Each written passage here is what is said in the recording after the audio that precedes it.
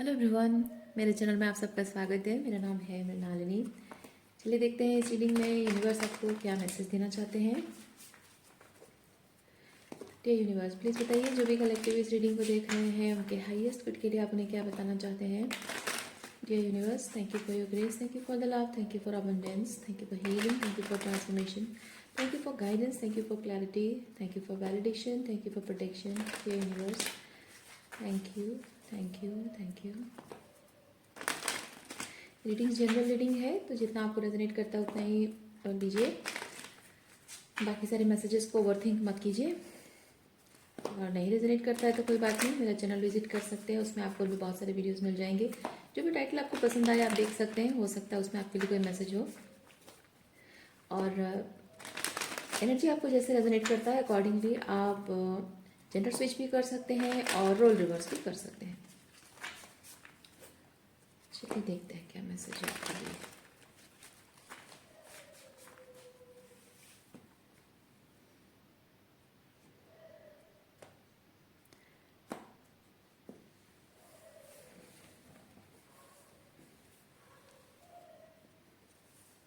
Reading start करने से पहले मैं एक चीज़ कहूँगी कि आप इस रीडिंग को बहुत ही अनकंडीशनल लव एंड फॉरगिवनेस के साथ देखिए। मुझे नहीं पता ये मैसेज क्यों आया है, चलिए देखते हैं। हायरोफेंट ओवरऑल एनर्जी है।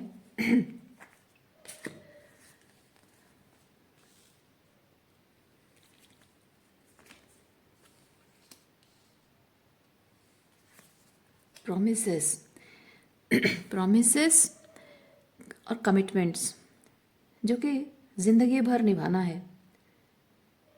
ओके, अंत तक निभाना, ज़िंदगी भर साथ निभाना।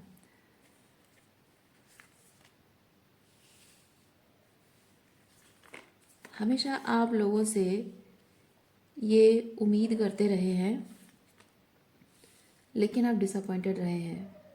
आपने अपनी तरफ से बहुत सारा प्यार, अनकंडीशनल लव लोगों को दिया है, बहुत सारी हीलिंग एनर्जी, बहुत सारा इमोशनल प्रोटेक्शन, मतलब emotional warmth, emotional safety, assurance आपकी तरफ से लोगों को मिली है, पर आपको कभी नहीं मिला है।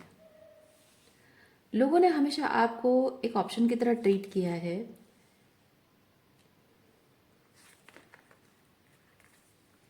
और इस चीज़ को आपने बहुत पेनफुली सहा है। इसीलिए फाइनली ऐसे कनेक्शंस को आप लेट गो कर रहे हैं जो आपके लिए इमोशनली अवेलेबल नहीं है, या फिर आपको यूज़ करते हैं, ऑप्शन की तरह ट्रीट करते हैं। You are walking away from those people. 8 of wands क्या है, थोड़ा सा क्लैरिफाई करते हैं।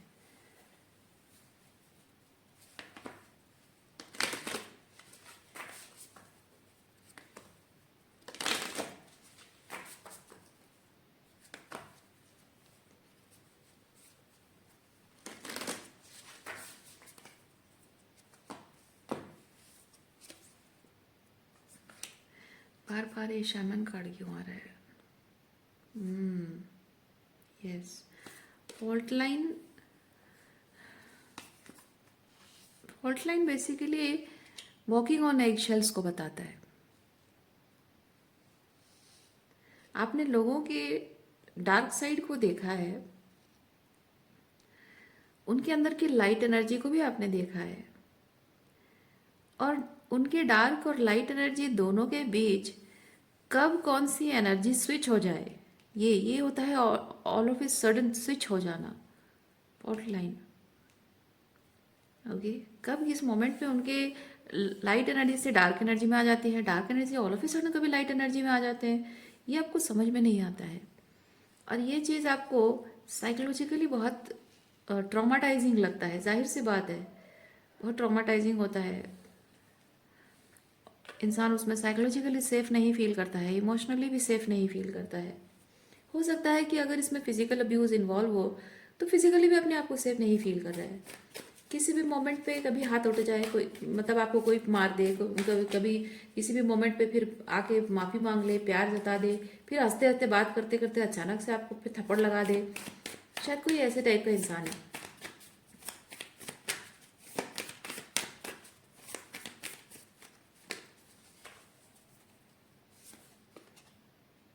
3 ऑफ पेंटिकल। आप शायद हमेशा से जानने की कोशिश करते रहे हैं कि ये पर्सन आखिर ऐसे बिहेव करता क्यों है।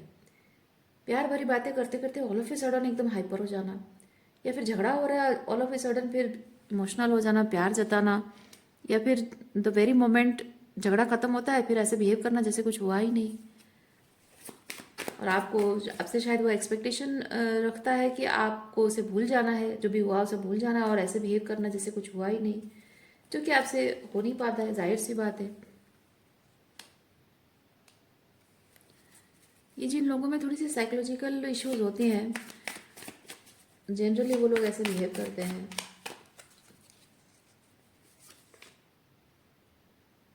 High priestess.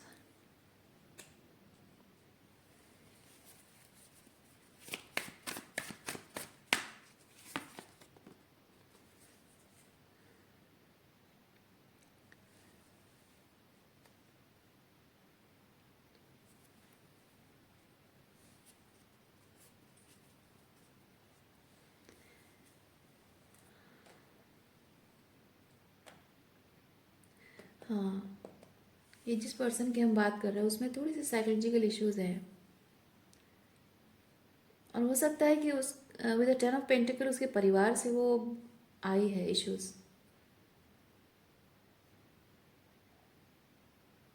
Specifically feminine energy है, मदर से है।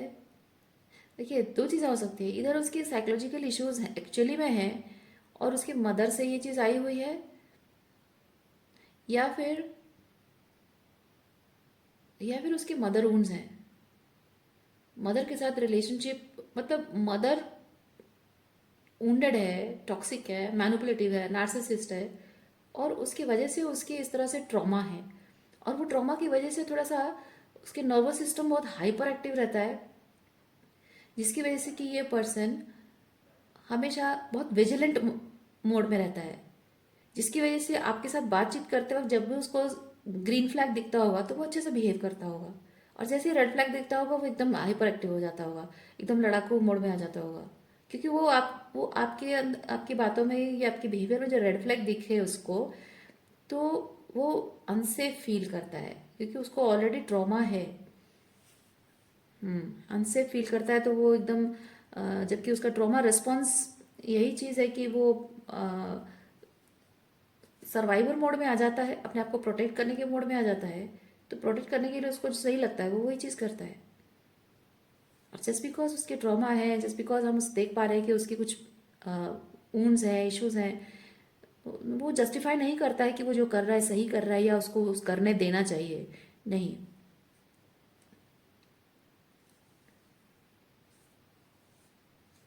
नहीं, जस्ट बिकॉज वो उसके ट्रॉमा है इसका मतलब ये नहीं कि आप उसके उस सब हरकतों को सहते रहो, क्योंकि हर एक इंसान जो भी ट्रॉमाटाइज्ड है ना, तो उसको अपने ट्रॉमा पर काम करने की ज़रूरत होती है, उसको हीलिंग करने की ज़रूरत होती है, उस ऊंड को हील करना है और उस ट्रॉमा को रिलीज़ करना, लेट गो करना है, अपने आप को नॉर्मल करने की कोशिश उसको करना पड़ेगा, उसे ओवरकम करना पड़ेगा उसको। और इस तरह से उसकी ट्रॉमा है, इसकी वजह से वो आपके साथ कुछ भी कैसे भी बिहेव करे और एक्सक्यूजेस देता रहे कि मेरे ट्रॉमा की वजह से मैं ऐसा बिहेव करता हूँ या करती हूँ। नहीं, आप क्यों भुगतो उसके लिए? जो वो कर रहा है जो वो सफ़र कर रहा है उस वजह से आप क्यों भुगतो? आपकी तो कोई गलती नहीं है ना। जो ट्रॉमा उसकी लाइफ पे हुई है उसके लिए आप तो रिस्पॉन्सिबल नहीं हो, तो फिर आप क्यों भुगतो उस चीज़ को? तो उसे हील करनी चाहिए, खुद ही हील करना चाहिए।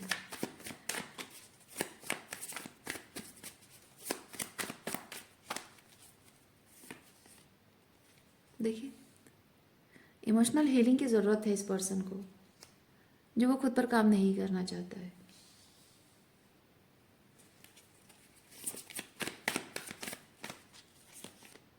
देखिए, this person is holding back, emotional healing को होल्ड बैक कर रहा है ये पर्सन, अपने इमोशंस को होल्ड करके रख रहा है ये पर्सन, और वही प्रॉब्लम हो रहा है। इमोशन को होल्ड करके जब रखते हो ना, सप्रेस करके रखते हो, तो इसी तरह से आपकी ट्रॉमा आपको रूल करती है, आपके सर पर नाचती है और आपके रिलेशनशिप पर भी उसका इफेक्ट दिखता है।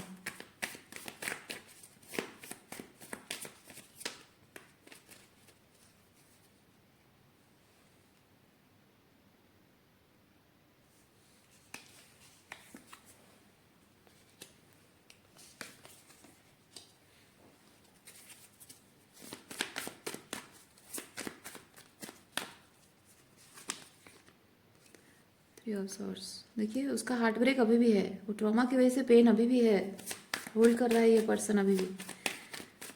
बहुत कुछ है, पेंट अप इमोशंस बहुत कुछ है, बाहर निकालना बहुत ज़रूरी है, बट ये भाग रहा है, अपने इमोशंस को हील करने से भाग रहा है ये person. Excuses,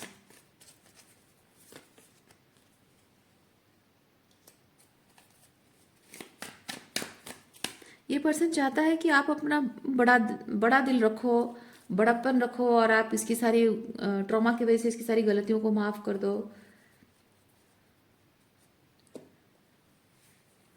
may be toxic narcissist mother, या फिर मदर की डेथ हो गई होगी। मे बी मदर की डेथ हुई है, या फिर मदर के साथ कुछ इश्यूज हैं उसकी वजह से। सो एक एक्सक्यूज है। मैं विक्टिमाइजेशन फील कर रही हूँ, victim, I am victim of something. तो मेरे प्रति थोड़ी सी दया दिखाओ, थोड़ा सा बड़प्पन दिखाओ, तो और मेरी सारी गलतियों को माफ़ करो, और बड़ा दिल दिखाकर मुझे हमेशा चांसेस देते रहो। ये वो वाली एनर्जी है, ये बहुत टॉक्सिक एनर्जी है। ट्रॉमा किसके नहीं होते, हर किसी के ट्रॉमा होते हैं, लेकिन इंपॉर्टेंट ये होता है कि कोई अपनी ट्रॉमा को हील कर रहा है या उसे होल्ड बैक कर रहा है। जो हीलिंग कर रहा है उसके साथ आप थोड़ा थोड़ा बहुत चलता है, कंसिडरेशन चलता है, लेकिन जो वुंडेड ही रहना चाहता है, जो विक्टिमाइज कर रहा है खुद को ना, ऐसे लोगों से आपको सौ दूर रहना चाहिए। ये लोग सिर्फ लेना जानते हैं, एनर्जी लेते हैं, क्योंकि वो अपनी ट्रॉमा को हील नहीं कर रहे होते, और उनकी ट्रॉमा उनको परेशान कर रही होती है, तो इनको हमेशा हीलिंग चाहिए होती है। वो खुद नहीं करते हैं काम, लेकिन आपसे हीलिंग एनर्जी लेते रहेंगे, और आपको ये पूरा एनर्जी इमोशनली ड्रेन कर देंगे, आपको स्पिरिचुअली ड्रेन कर देंगे आपको। तो ऐसे लोगों से दूर रहना बहुत ज़रूरी है। यहाँ पे इक्वल गिव एंड टेक नहीं होता है। हम्म।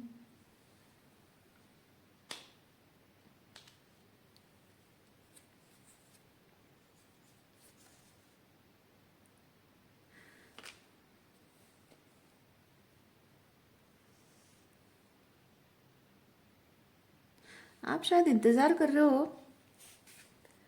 आप शायद इंतज़ार कर रहे हो कि किसी न किसी दिन ये पर्सन का जो भी दर्द है, दुख है, तकलीफ़ है, वो किसी दिन हील हो जाएगा, उसके वुंड हील हो जाएंगे, वो ठीक हो जाएगा, और उसके बाद वो नॉर्मल तरीके से बिहेव करेगा।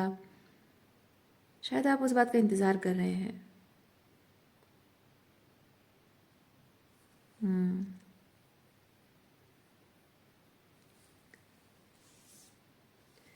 मैं यहाँ पे आपके लिए एक बेटर ऑप्शन देख रही हूँ।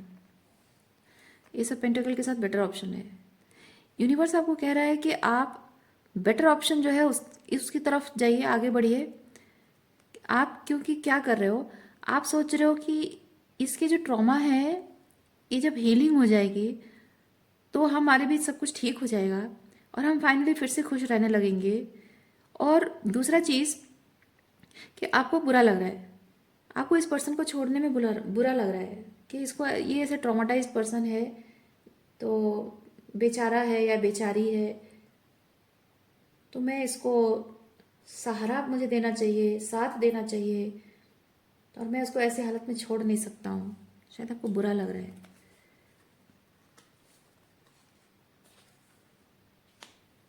लेकिन आपके लिए एक नई शुरुआत है, बेटर ऑप्शन है। देखिए, बात ये नहीं है कि ऑप्शन की बात नहीं है, बात यह है कि आप energetically draining, emotionally draining, spiritually draining energy है। इसके साथ रहोगे तो ये सिर्फ आपसे एनर्जी लेती रहेगी, एनर्जी सकिंग वैम्पायर है ये। ठीक है, ऐसी एनर्जी है ये, सिर्फ एनर्जी सक करती रहेगी ये सोल।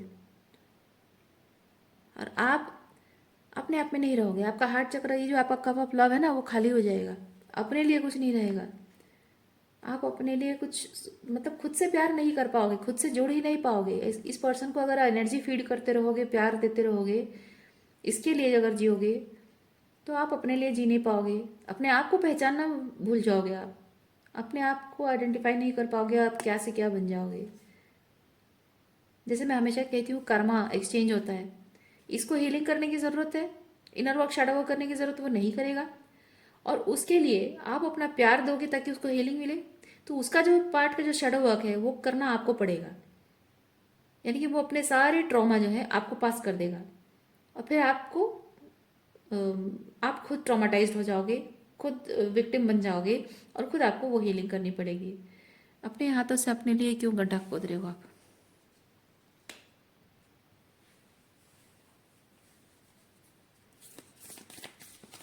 और इसीलिए मैंने लास्ट एक रीडिंग में भी कहा था, ये शामन कार्ड जब आया था ये, तभी मैंने कहा था जब आप एक एम्पथेटिक पर्सन हो ना, तो अपनी एम्पथी को आप सही लोगों के साथ शेयर करो जो आपकी एम्पथी की रिस्पेक्ट करते हैं, जो इस तरह से एम्पथी का फ़ायदा उठाना, और अपॉर्चुनिस्ट लोग जो होते हैं ना, अपने आप पर काम नहीं करना चाहते, ऐसे लोगों के साथ अपनी एम्पथी शेयर करोगे, वो आपको पागल करके रख देंगे।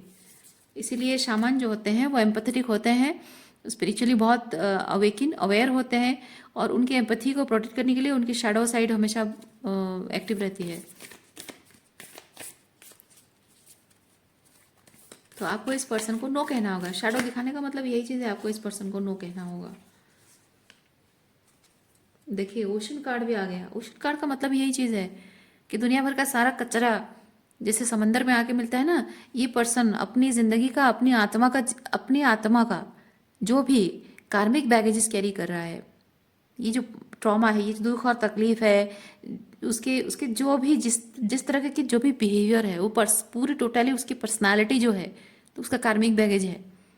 तो जो डिस्टॉर्शन, उसका सारा का सारा जो भी डिस्टॉर्शन है, अपना सारा डिस्टॉर्शन, सारी गंदगी, अपनी सोल की सारी गंदगी वो आपको दे देगा। और समंदर, आप उसके लिए समंदर हो, है ना? तो अपनी सोल की सारी गंदगी, सारा डिस्टॉर्शन आपको दे देगा, और फिर आप उसको बैठ के हीलिंग करते रहोगे, साफ करते रहोगे। You have to protect yourself, you have to protect yourself from this type of souls. ठीक है? और ऐसे जो लोग होते हैं ना, वो प्यार प्यार बोलते हैं, प्यार करता हूँ, प्यार करती हूँ, और पर मैं अभी बहुत तकलीफ में हूँ, बहुत दुखी हूँ, अभी मैं रिलेशनशिप के बारे में अभी सीरियसली कुछ बात नहीं कर सकता हूँ, मैं कमिटमेंट के बारे में कुछ सोच नहीं सकता हूँ अभी, I am going through a lot. Going through a lot, then work on your self.